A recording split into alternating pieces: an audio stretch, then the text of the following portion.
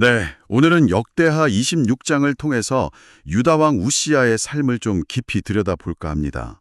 이게 참 놀라운 성공으로 시작했다가 예상치 못한 몰락으로 끝나는 굉장히 드라마틱한 이야기죠. 네, 맞습니다. 우시야 16살의 왕이 돼서 무려 52년이나 다스렸어요. 그 기간만 해도 엄청나죠? 그렇죠. 처음에는 아버지 아마샤처럼 여호와 보시기에 정직하게 행하려고 노력했고 특히 그 스가랴 선지자, 하나님의 묵시를 아는 분이었죠. 그분이 살아계시는 동안에는 하나님을 잘 찾았다고 해요. 네, 바로 그 지점이 중요해요. 5절에 딱 나오잖아요. 그가 여호와를 찾을 동안에는 하나님이 형통하게 하셨더라. 이게 그의 초기 성공이랑 신앙이 얼마나 밀접했는지 그걸 보여주는 핵심 구절이죠. 이야기가 여기서부터 이제 풀리기 시작하는 거예요. 그리고 정말 눈부신 성공을 거둡니다. 블레셋하고 싸워서 이기고 주요 성벽들 있잖아요. 가드, 야브네, 아스돗 이런 곳들 성벽을 허물고 그 지역에 성읍까지 건축했다고 하니까. 네, 대단했죠. 단순히 블레셋만이 아니었어요. 7절 보면 하나님이 도우셔서 아라비아 사람들, 마온 사람들까지 이겼다고 나와요.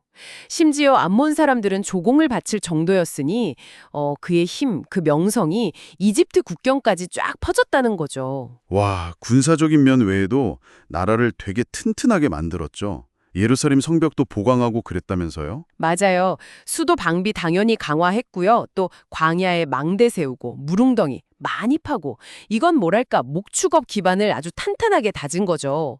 그리고 재밌는 게 10절 보면 왕 본인이 농사를 좋아했다고 나와요. 그래서 산지랑 좋은 밭에 농부랑 포도원 관리자들을 두었다고 하니 정말 다방면에 관심이 많았던 왕이에요. 군대 규모도 상상을 초월하던데요. 정규군이 30만 7,500명, 네, 30만 7,500. 그리고 족장급 용사, 그러니까 지휘관급만 2,600명이었다고. 와, 정말 왕을 위해서 싸우는 강력한 군대였네요. 그럼요. 게다가 무장도 철저했어요. 14절 보면 방패, 창, 투구, 갑옷, 활, 심지어 물맷돌까지 다 완벽하게 준비시켰다고 하죠. 네. 여기서 또 하나 주목할 점이 15절에 나오는데 예루살렘에서 기술자들에게 새로운 무기를 개발하게 했다는 거예요. 망대나 성곽 위에서 화살이나 큰 돌을 더 효과적으로 멀리 쏠 수 있는 그런 장치였겠죠. 군사 기술 혁신까지 있었던 겁니다. 정말 대단했네요.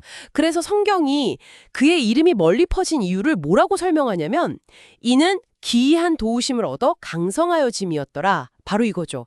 기이한 도우심. 그러니까 하나님의 특별한 도움이 그의 성공, 심지어 그런 기술 혁신의 근원이었다는 걸 아주 분명하게 이야기하는 거예요.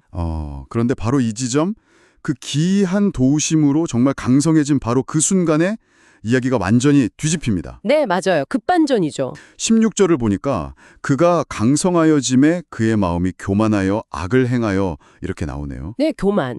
그게 문제였습니다. 구체적으로 어떤 악을 행했냐면 제사장만 할 수 있는 일을 왕인 자기가 하려고 한 거죠. 여호와의 성전에 직접 들어가서 그 향단의 분향을 하려고 했던 거예요. 아니 근데 그게 왜 그렇게 큰 문제였을까요? 뭐랄까 왕이 하나님께 직접 감사를 표현하거나 더 경배하고 싶은 마음 아니었을까? 뭐 그렇게 생각할 수도 있을 것 같은데요. 좋은 질문이에요. 충분히 그렇게 생각할 수 있죠. 하지만 율법에는요, 성전에서 분향하는 것은 오직 아론의 자손, 즉 구별된 제사장들만 할 수 있도록 정해져 있었어요. 이건 신성한 직무의 영역이었고 아무리 권력이 강한 왕이라도 넘어설 수 없는 그런 분명한 경계선이 있었던 거죠. 아, 그래서 제사장 아사랴랑 다른 용맹한 제사장 80명이 막아선 거군요. 그렇죠. 왕의 권위보다 하나님의 법이 더 위에 있다는 걸 분명히 보여준 행동이었어요. 그런데 우시아는 듣지 않고 오히려 화를 냈다고 하죠. 이미 손에는 향로를 들고 있었고요. 네, 바로 그 순간에요. 제사장들 앞에서 성전 안 향단 바로 옆에서 그의 이마에 나병이 확 발병합니다. 와, 정말 즉각적인. 네, 하나님의 즉각적인 심판이자 개입이었어요. 교만이 하나님의 영역을 침범했을 때 어떤 결과가 오는지 너무나 명확하게 보여주는 장면이죠. 대제사장이랑 모든 제사장들이 이마에 나병 생긴 걸 보고는 막 급히 성전에서 쫓아냈고 또 왕 자신도 하나님이 치셨구나 깨닫고 속히 나가려고 했다고 기록되어 있어요. 스스로 얻었다고 착각했을 수 있는 그 힘과 성공이 결국 자신을 무너뜨리는 그런 비극적인 결과네요. 맞습니다. 결국 우시야 왕은 죽는 날까지 나병 환자로 살아야 했어요.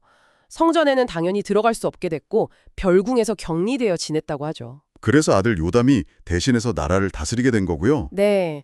그의 시작은 정말 하나님의 그 기이한 도우심 속에서 너무나 희망적이었는데 그 성공 후에 찾아온 교만 때문에 스스로 선을 넘어버렸고 결국에는 참 비참한 최후를 맞이한 거죠. 이사야 선지자가 그의 나머지 행적을 기록했고 나병 환자였기 때문에 왕들의 정식 묘실 구역이 아닌 그 옆 다른 땅에 묻혔다는 기록이 그의 마지막을 더 안타깝게 만들어요. 네. 정말 하나님께 받은 큰 복, 그 성공과 능력이 오히려 교만의 씨앗이 될 수도 있다는 아주 강력한 경고 같아요. 맞아요. 우시아의 이야기는 오늘 우리에게도 그리고 이 방송을 듣고 계신 여러분에게도 깊은 질문을 던지는 것 같습니다. 혹시 여러분의 삶에서 무언가를 성취했거나 어떤 능력을 인정받았을 때 그것이 혹시 나도 모르게 스스로를 높이고 넘지 말아야 할 선을 넘도록 유혹하는 순간은 없으신가요? 우리가 받은 것들에 감사하면서 그 근원이 어디인지를 잊지 않는 겸손함, 그것을 어떻게 지켜나갈 수 있을지 한 번쯤 같이 고민해보는 시간이 되면 좋겠습니다.